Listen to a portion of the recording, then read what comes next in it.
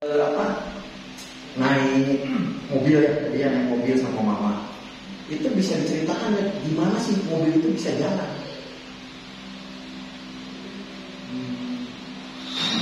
Satu, mobilnya masih bisa jalan sesuai. Kemudian saya punya tujuan mau pergi kemana dan jalannya. Terus gimana cara menjalankannya? Injak gas dulu, kopling dulu, atau apa dulu gitu? Kalau menurut saya, kalau saya selalu lihat dulu starter ya, dilihat dulu maknanya apakah semua sudah sesuai, layak jalan. Kalau sudah sesuai, saya boleh start. Dipanaskan dulu, sudah cukup, baru bisa pulang. Setelah dipanaskan apa? Injek kopling dulu, gas dulu, atau apa dulu gitu supaya dia maju? Injek kopling, masuk gigi, gas. Terus? Lihat kaca spion kanan kiri. Terus pakai sen nggak? Enggak. Kalau mau belok pakai sen. Kalau enggak ya lurus.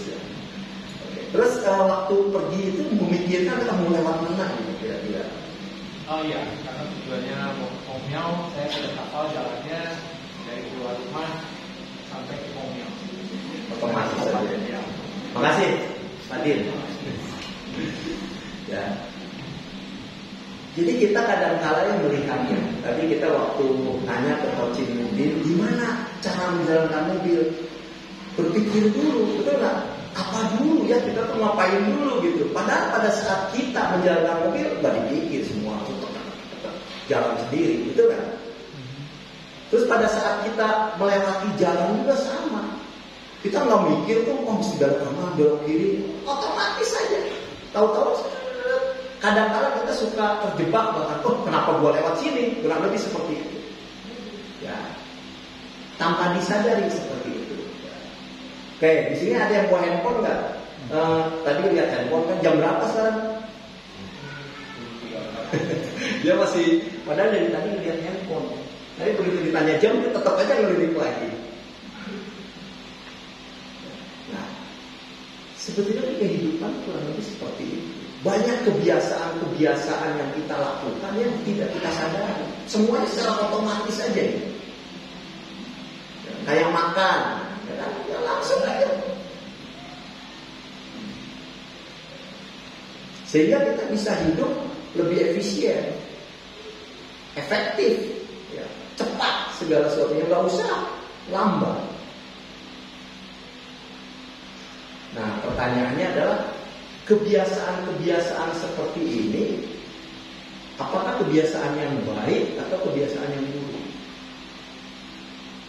Kita membiasakan hidup yang baik atau yang buruk? Ada kebiasaan-kebiasaan tertentu yang kurang lebih nggak bagus sebetulnya. Banyak kebiasaan-kebiasaan yang nggak kita sadari ternyata kurang tepat.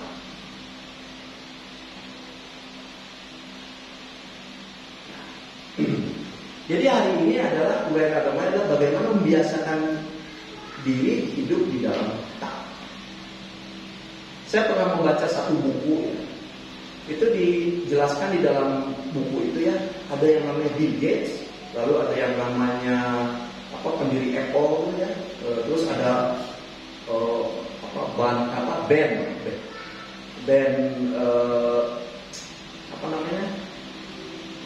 jadi yang nyanyi Imagine itu siapa? Nah, bandnya apa namanya? The Beatles. Mereka itu menjadi band-band yang sangat legendaris. Kenapa bisa seperti itu? Ternyata prosesnya tidak mudah. Band The Beatles itu selama 7 hari seminggu, dia lebih kurang 5 jam satu hari dia main band. Di mana dari kafe ke kafe. Wah. Ya, selama berapa? 10.000 jam. Lalu yang namanya Bill Gates, kenapa bisa menjadi seorang menciptakan Microsoft? Pada waktu itu komputer itu masih segede rumah, pakai sistem K. Dia setiap malam yang dia lakukan pada saat kuliah itu tutup, jadi kampus tutup, dia pergi ke laboratorium komputer. Yang dia lakukan adalah ngutak-ngatik komputer sampai subuh, sampai dia deko. menyelesaikan S1-nya, drop out. Selama berapa? Lebih kurang 10.000 jam. Jadi dalam buku itu dikatakan bahwa 10.000 jam itu membuat seseorang itu menjadi ahli. Dan segala sesuatu itu ya pada saat yang tepat, pada waktu yang tepat, melakukan hal yang tepat, menyebabkan dia menjadi sukses. Ya, 10.000 jam. Nah, tapi kayaknya waduh, mikirin 10.000 jam serem banget ya kan? Lama banget ya. Tapi kalau coaching sekali pengen menjadi seorang ahli, misalnya aku pengen menjadi seorang ahli kimia yang benar-benar ahli, aku kan 10.000 jam. Dia akan menjadi seorang ahli yang luar biasa di dalam bidang kimia. Kalau menjadi agen asuransi, misalnya 10.000 jam terus-terusan, dia akan menjadi seorang agen yang luar biasa. Tapi apakah banyak orang yang melakukan itu? Tidak banyak. Mungkin di dunia ini hanya 3%. Makanya 3% itu orang-orang yang paling sukses di dunia ini. Hanya 3% orang-orang yang terkaya di dunia ini. Kenapa? Karena mereka melakukan itu. Jadi hidup itu sudah seperti itu. Kenapa kita sampai hari ini tidak sukses dalam arti materi? Ya mungkin karena kita fokusnya aja yang berbeda. Fokus yang kita dalam kehidupan kita bukan itu soalnya. Mungkin hal-hal yang lain. Ya. Jadi teman-teman sekalian, membiasakan diri kalau menjadi seorang ahli itu seperti itu. Tapi bagaimana cara membiasakan diri kita untuk merubah kebiasaan kita?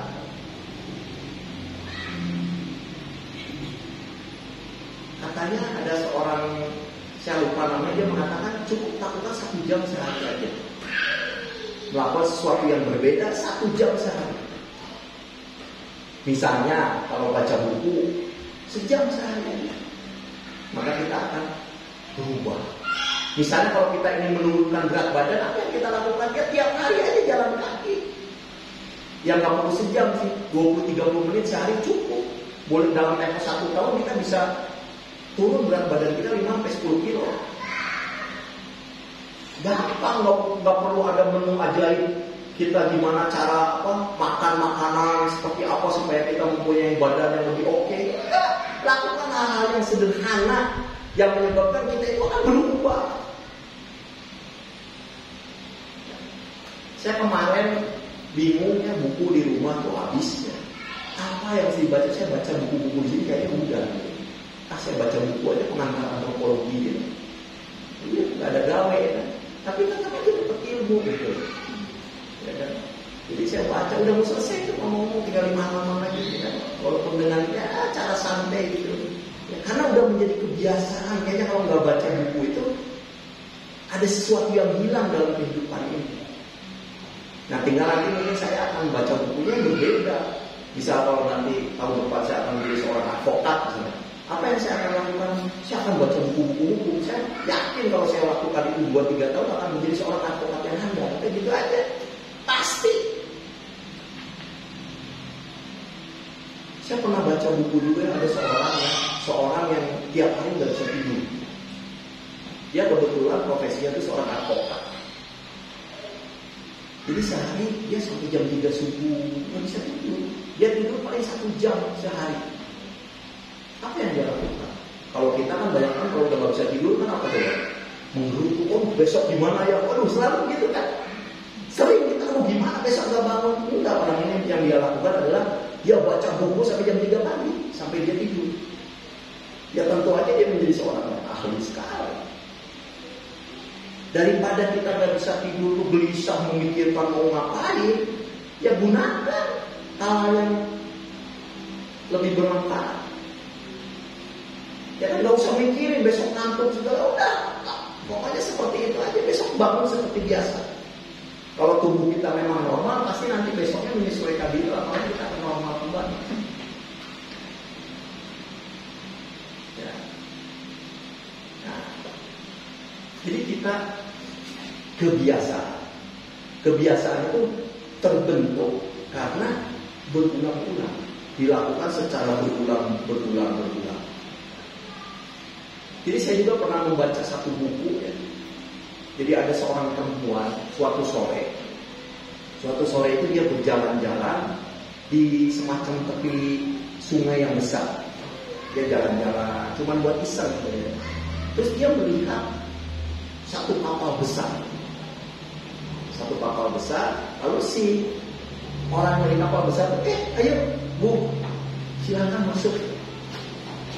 Diajak masuk ke dalam kapal besar itu.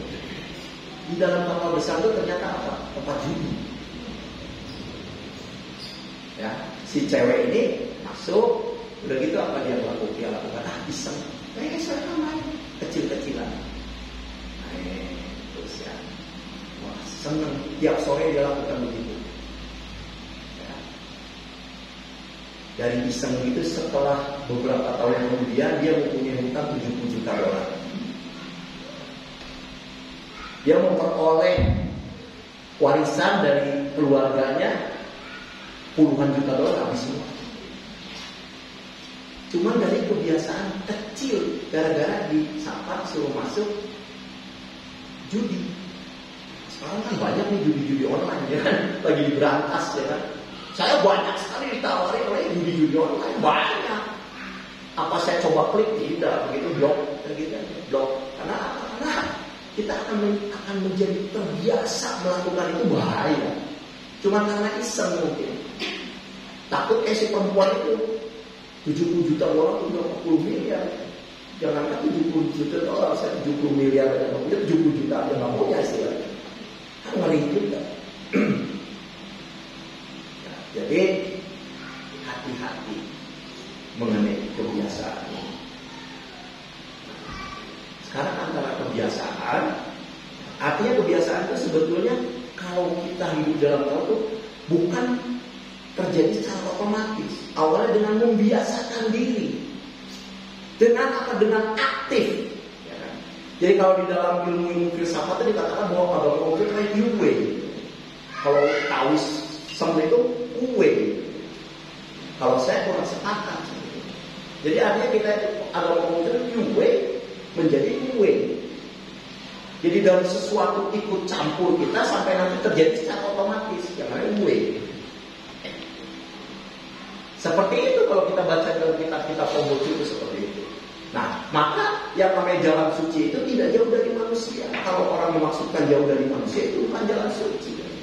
Karena secara tegas agama Konghucu tidak meminta para umatnya atau para tokoh-tokohnya untuk menjauhi manusia, untuk pergi bertapa, untuk pergi ke hutan, untuk menjadi menjadi manusia yang aneh, dalam arti nggak normal, bukan manusia yang manusiawi. Ya, hidup menyendiri, meninggalkan keluarga, tidak seperti itu. Agama Konghucu mengatakan bahwa kita jalan suci tidak jauh dari manusia, karena kita itu bukan burung dan hewan yang hidup di hutan, tapi kita itu adalah manusia yang hidup bersama dengan manusia yang lain. Sehingga kita harus hidup bersama manusia yang lain untuk mencapai kesempurnaan seorang manusia. Orang banyak yang selalu mengimajinasikan kata sempurna itu menjadi orang-orang yang sakti, menjadi orang-orang yang kayak seperti apa. Enggak. Orang sempurna di dalam arti agama Konghucu adalah seorang yang manusiawi, yang menjalankan kehidupannya berdasarkan kemanusiaannya. Katanya mengapak kayak kapak dengan kapak, kan kurang lebih. Jadi mendidik manusia dengan kemanusiaannya, bukan mendidik manusia dengan ketidakmanusiaannya. Maka kalau di dalam agama Konghucu itu yang namanya para cendekiawan rohaniwan apa? Manusiawi kalau mereka menikah, tidak manusiawi kalau mereka tidak menikah. Kurang lebih kayak gitu. Artinya dalam arti sengaja untuk menjadi seorang profesi rohaniwan lalu dia tidak menikah, enggak begitu. Tapi dan tantangannya jauh lebih besar tentu saja. Karena banyak dia harus menjalankan 5 hubungan kemasyarakatan. Kalau dia mengurangi satu kan lebih mudah sebetulnya. Jadi lebih sulit sebetulnya.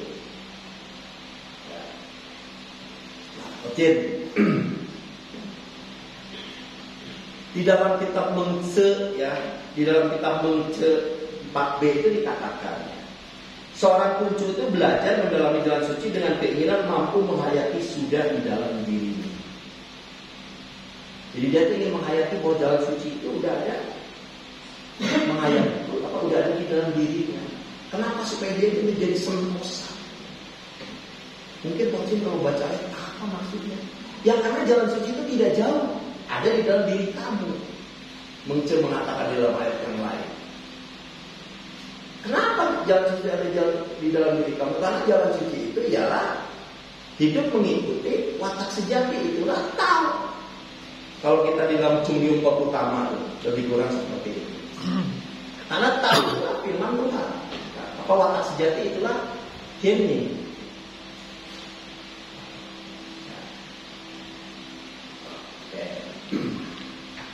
Lalu di mana? Oh, kita tuh berbicara agama tuh sering kali kayaknya di awang-awang. Lalu gimana? Apa yang perlu dilakukan untuk membiasakan diri kita hidup dalam Tuhan? Yang bisa diaplikasikan di dalam kehidupan sehari-hari. Terus terang menjadi seorang pengkhotbah memberikan contoh dalam agama itu sulit kalau menurut saya, berat sekali. Kenapa? Karena menceritakan mengenai kehidupan, orang akan melihat kita, lu sendiri di mana. Kalau kita berbicara nanti sesuatu yang setelah kehidupan paling mudah menurut saya. Wong di sini belum pernah ada yang mati bangkit kembali lagi. Belum ada. Yang udah mati terus hidup lagi kan belum ada di sini. Yang bisa bercerita, Pak Oma ceritanya nggak begitu. Saya dulu waktu kesana nggak seperti itu. Enggak. Nah, maka kenapa saya tadi di awal uraian agama ini saya menanyakan siapa di sini yang banyak berbuat kesalahan sampai hari ini? Siapa yang banyak berbuat dosa sampai hari ini? Gak masalah, Coach. Kalau kita melakukan seperti itu, artinya Coach berada di ruangan yang tepat untuk bagaimana belajar memperbaiki diri supaya kita menjadi lebih baik. Karena seorang cincin itu selalu menuju ke atas, seorang Shaul itu selalu menuju ke bawah. Maka kita kalau seorang cincin itu punya spirit karena kita melakukan kesalahan, kita tidak melakukan kesalahan kedua kalinya. Karena kalau kita melakukan kesalahan yang kedua kalinya, itulah benar-benar kesalahan. Dalam agama Konghucu seperti itu. Ya, jadi agama Konghucu itu benar-benar menempatkan diri kita sebagai manusia yang manusiawi. Manusia itu tidak luput dari kesalahan, kekeliruan, dosa dan sebagainya. Yang justru kita spiritnya bagaimana kita menuju ke atas. Artinya semakin mempersedikit kesalahan-kesalahan yang kita lakukan. Nah, jadi sebelum saya sampai ke membiasakan ini, saya ingin memberikan definisi mengenai tahu atau jalan suci itu sendiri. Saya hanya 3 aja yang saya katakan. Yang pertama adalah yin, satu yang, itulah tahu. Dalam I Ching dikatakan begitu. Ya. Yang kedua adalah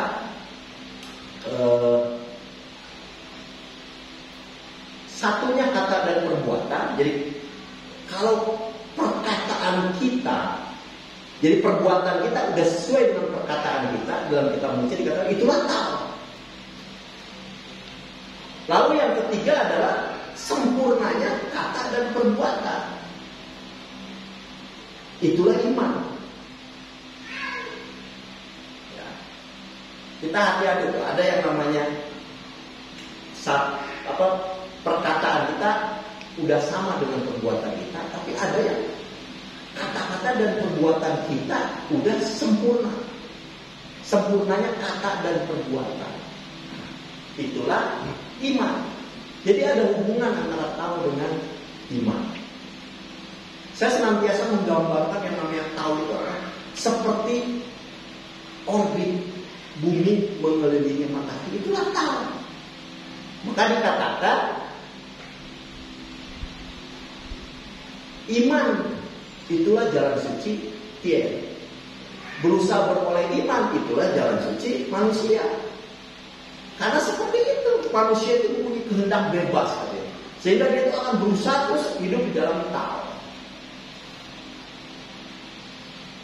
Nah, apa kaitannya 3 definisi itu ya, dengan uraian agama ini? Yang pertama adalah satu yin, satu yang, itulah tahu. Kita itu seringkali berpikirnya tidak cung.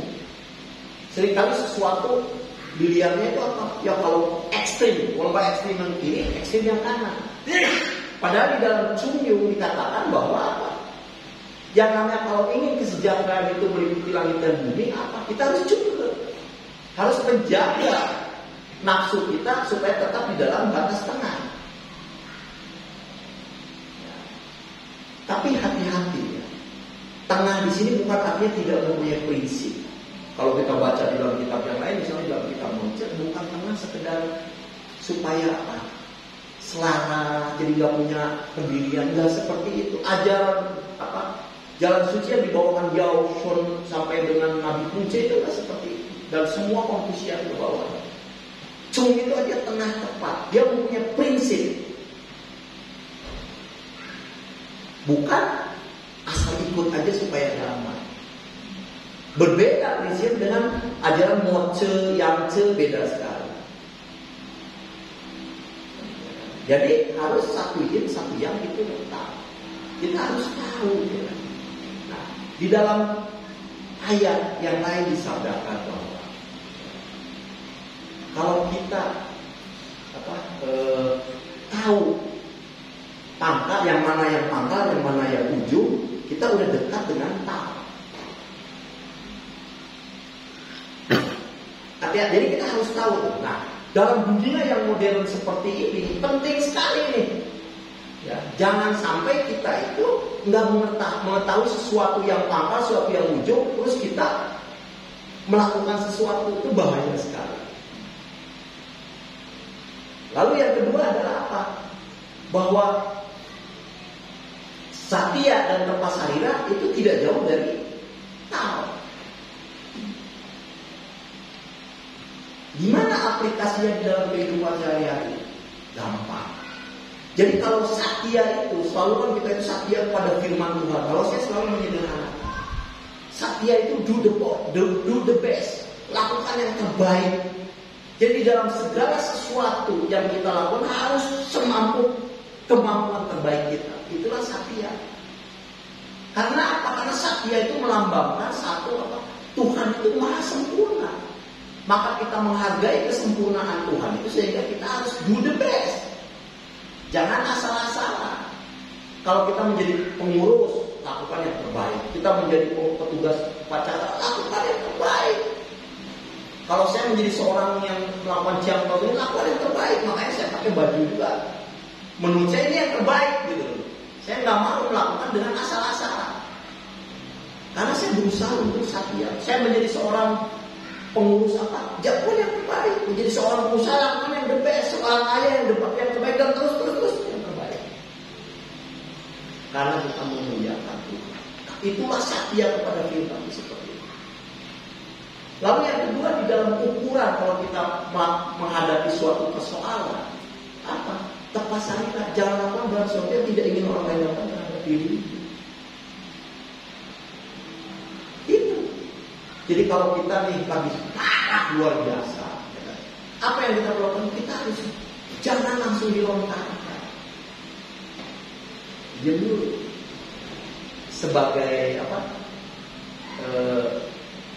Barometernya yaitu Tapasarira su. Jadi kita kalau kira-kira melakukan dia begini, gimana nih? Gua mau gak diperlakukan seperti itu? Seperti itu berarti. Jadi jangan bertindak yang aneh-aneh. Dengan begitu kita akan menghindari kesalahan-kesalahan. Jadi kalau di sini ada gambarnya itu ya. Yang pertama katanya apa? Yang perlu kita kendalikan agar kita itu membiasakan hidup di dalam Tao. Yang pertama apa? Mata kita. Mata kita itu harus dikendalikan. Jangan melihat, wah kalau ada yang indah-indah, ya. Ada misalnya kalau cowok nih, cewek yang seksi itu dilihatin tuh semua cowok seperti itu. Tapi kita harus tahu batas. seneng yang indah, tapi kita ya udah ada cewek cantik, siapa jalan udah lihat cewek yang cantik, tapi setelah itu udah hilang. Terus kalau dia di dalam medsos hal yang negatif, pasti kelihatan dulu kan. Udah, kalau ada situs-situs tertentu, ada situs porno kadang-kala, saya kadang suka ada di share di Facebook tuh. Ya teman-teman, wah orang ini tiba-tiba nge-share, artinya dia ngeklik itu situs. Maka kalau saya begitu dapat situs itu saya nggak mau klik, saya hide, langsung blok. Karena apa? Saya takut kebiasaan. Ya kan? Membiasakan diri seperti itu kan nggak baik. Akan membawa dampak yang luar biasa di dalam kehidupan saya. Terus mendengar juga sama. Kalau kita dengerin gosip, ya kan, wah si Anu begini ya begitu ya, kita pergi aja. Kalau ada orang-orang yang ngegosipin yang nggak bagus segala, ya kalau kita sudah jangan nimbrung. Bila perlu kalau bawa headset, pakai headset aja dengerin lagu. Kalau tocin nggak bisa menghindar ya kan. Tapi kalau bisa pergi aja, jangan dengarkan hal yang seperti itu. Seneng gosip, si Anu begini ya, wah si ini begitu ya, wah si itu, aduh, gimana ya, si Anu janda ya, kurang lebih kayak gitu. Ngapain? Kita ini membiasakan hidup di dalam tak. Terus mulut juga. Kita harus mengendalikan mulut kita dan jempol kita kalau sekarang itu ya.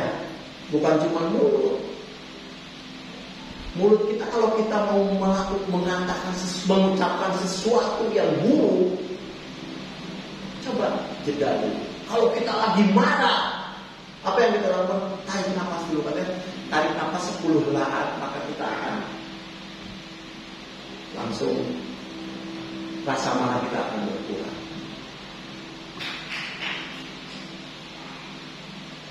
Ya, jadi mulut dikendalikan itu penting.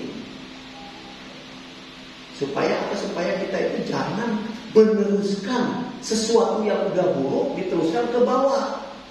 Sesuatu yang udah buruk diteruskan ke samping. Sesuatu yang buruk diteruskan ke depan. Sesuatu yang buruk diteruskan ke belakang. Kan ada ayatnya kurang lebih seperti itu. Jadi kalau ada sesuatu yang buruk, udah cukup keep di dalam diri kita. Jangan disebarin kemana-mana, berhenti di diri kita. Itulah cara membiasakan diri untuk hidup di dalam taat.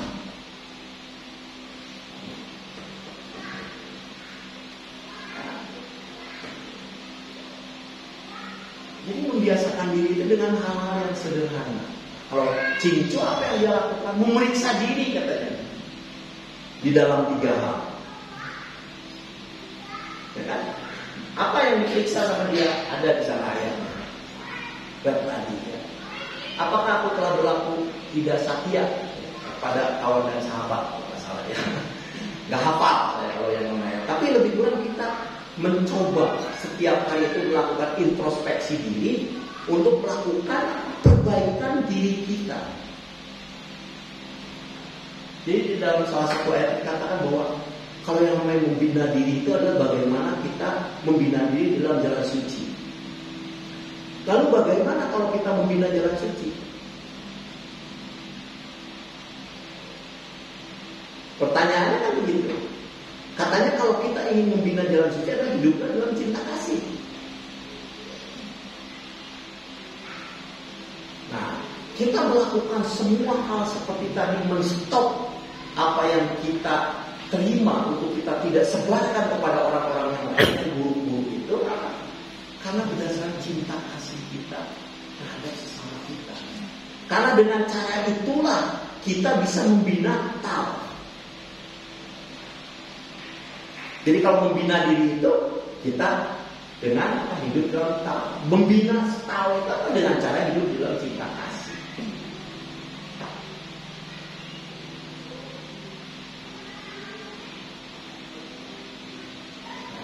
Kocin sekalian, Tadi sudah dilihat ya, Coach Indien, kebiasaan itu kalau sesuatu yang udah biasa itu semuanya serba otomatis. Sebenarnya agama Konghucu itu tujuannya seperti itu. Hidup di dalam, kalau kita baca ya bahwa seorang yang telah hidup di dalam iman itu dengan tanpa dipikir-pikir lagi, perbuatannya setelah selaras dengan jalan suci. Itulah iman. Jadi kalau dalam bahasa sederhananya namanya iman itu apa? Kita tuh segala sesuatu melakukan dengan tulus, dengan jujur, setulus-tulusnya, sejujur-jujurnya. Jujur terhadap siapa? Terhadap diri sendiri. Tulus apa? Tulus kita melakukan sesuatu itu dengan tanpa pamrih apa-apa. Gak gampang. Tapi bukan artinya yang namanya tulus jujur itu tidak bisa dilakukan dalam dunia bisnis. Bisa. Tulus di dalam melayani seorang pelanggan, melakukan sesuatu yang terbaik itu kunci kita sukses. Karena kunci sukses itu adalah apa? Bantulah orang lain maju agar kita maju. Bantulah orang lain tegak agar kita tegak. Jadi artinya kita lakukan itu dengan tulus supaya si konsumen kita itu bisa puas. Kalau kita menjadi seorang guru, apa yang kita lakukan? Ya balik lagi, do the best dan dengan tulus. Jangan seringkali ya kita itu selalu hitung-hitungan dalam kehidupan. Aduh, kalau aku begini nanti apa yang aku dapatkan? Sekarang ini kan dunia seperti itu. Agama Konghucu persis terbalik. Kalau yang namanya kebajikan itu bukan begitu, beda dengan bisnis. Kalau kebajikan itu bukan seperti itu. Kebajikan itu bagaimana kita melakukan sesuatu untuk orang lain dan untuk diri kita sendiri. Bukan dengan menghitung pamrihnya. Bukan.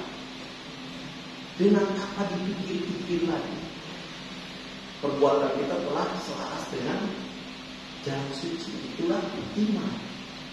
Jadi orang yang beriman bagi seorang umat Konghucu itu seperti itu. Ya.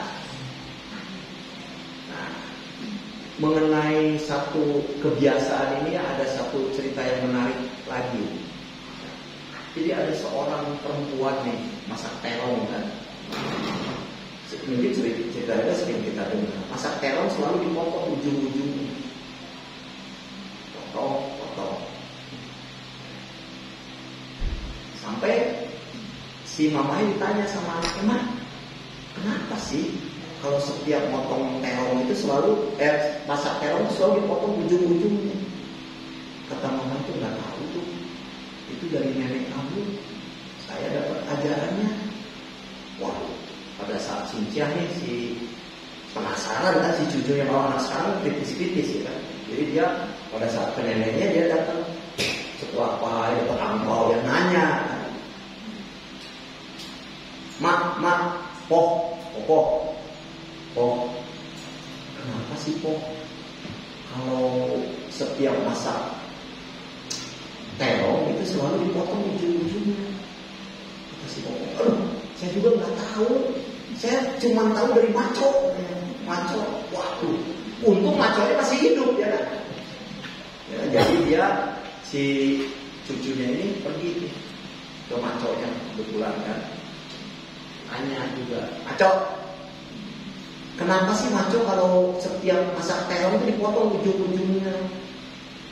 Kenapa sih kamu pengen tahu? Iya, pengen. Kenapa? Karena harus tahu kita meneliti tiap perkara katanya kan diajarkan di dalam ajaran Konghucu itu.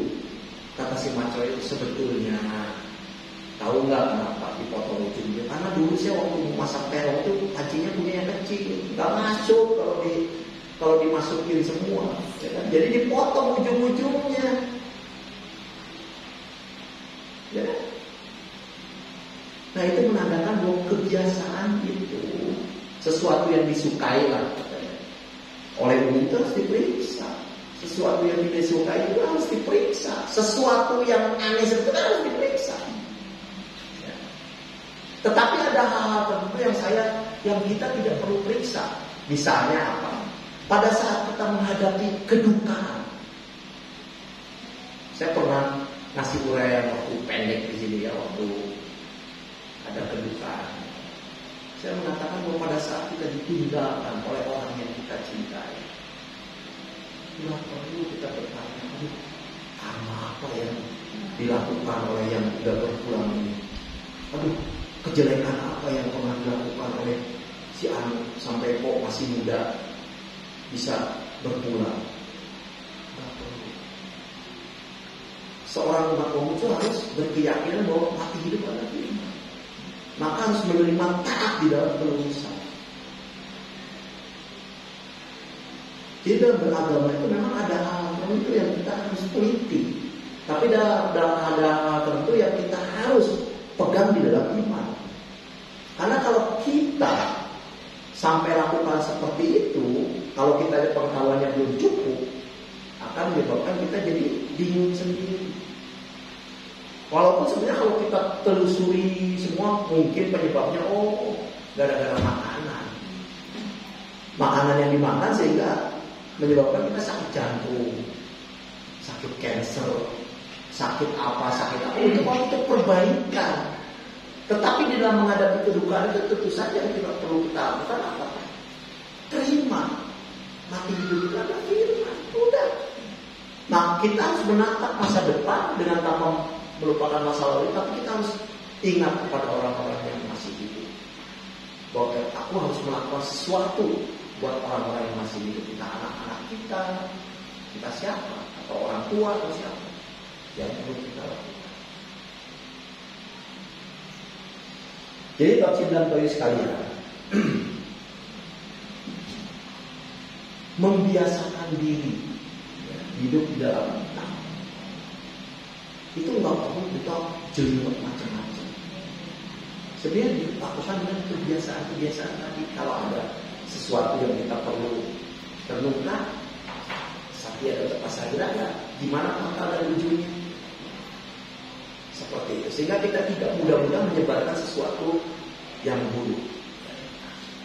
Kalau saya selalu mengatakan bahwa kita di dalam belajar agama itu ada 3 hal yang perlu kita lakukan. Yang pertama adalah belajar. Ya, salah satu kita mendengar Ciamtau ini belajar. Belajar dari buku dan dari kehidupan itu sendiri. Maka pada saat di awal, siapa yang masih melakukan kesalahan? Saya. Siapa yang melakukan dosa? Saya. Kita belajar dari kesalahan-kesalahan, dari dosa-dosa kita, supaya kita semakin baik. Ya kan? Jadi dengan begitu kita akan semakin menjadi orang yang baik. Yang kedua adalah belajar, ya baca buku. Buku-buku apa? Buku-buku yang positif. Kalau yang negatif-negatif jangan banyak. Mungkin kadang baca sedikit supaya tahu aja, tapi banyak supaya yang membina diri kita. Lalu yang kedua apa? Sembahyang. Sembahyang itu selalu berada di dalam upaya kita, di dalam upaya pembinaan diri kita. Di samping kita bersujud kepada kepada Nabi, kepada para sen, kepada leluhur, tapi bagaimana kita juga menyebarkan ci kita ke alam semesta ini, supaya ci kita itu ditangkap dan akan kembali ke dalam diri kita. Supaya kita menjadi orang yang lebih baik lagi. Jadi kalau kalian mesti sembahyang. Di sini saya tahu ada sebagian yang mempunyai satu kebiasaan tiap hari bersembahyang. Itu bagus terus kan. Nah, sembahyangnya gimana supaya sembahyang itu makin lama makin, karena sembahyang itu kadang-kadang menjadi beban. Kadang-kadang ada yang merasa ini sembahyang lagi. Tapi gimana sembahyang itu benar-benar menjadi satu spirit kita untuk kita menjadi baik. Mungkin menjadi satu upaya kita mengafirmasikan diri kita untuk menjadi seorang yang lebih baik lagi. Terus yang nomor 3, Cinco itu katanya duduk diam itu artinya kita belajar fokus lah, lebih seperti itu. Jadi kita menelusuri ke dalam diri kita, lalu kita belajar memfokuskan sesuatu. Karena pada akhirnya kalau kita melakukan itu, kita akhirnya akan melakukan sesuatu yang the best tadi, menjadi orang yang setia. dan juga tepat syariat. Jadi 3 hal itu yang perlu kita lakukan. Ya, saya kira kalau panjang nih sebetulnya ya, tapi cukup lebih kurang. Kita agama itu tidak mengajarkan sesuatu yang jauh dari manusia. Agama itu tidak mengajarkan sesuatu yang jelimet sebetulnya. Agama itu selalu dekat dengan manusia, kelihatan sederhana tapi tidak tamak. Itu yang perlu kita lakukan. Jadi perbuatan kita yang pada akhirnya kalau kita mengucapkan salam kebajikan itu bukan sesuatu yang tamak, sederhana tapi tidak tamak. Tapi memang menjadi spirit kita bahwa hanya kebajikan yang berkenan kepada Tuhan. Sehingga kita wajib memiliki kebajikan yang esa atau kebajikan yang satu itu.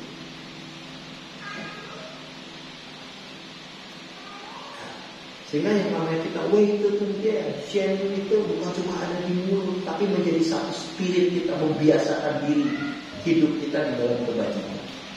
Sehingga kita bisa hidup dalam apa? Salam kebajikan, itu tuh dia.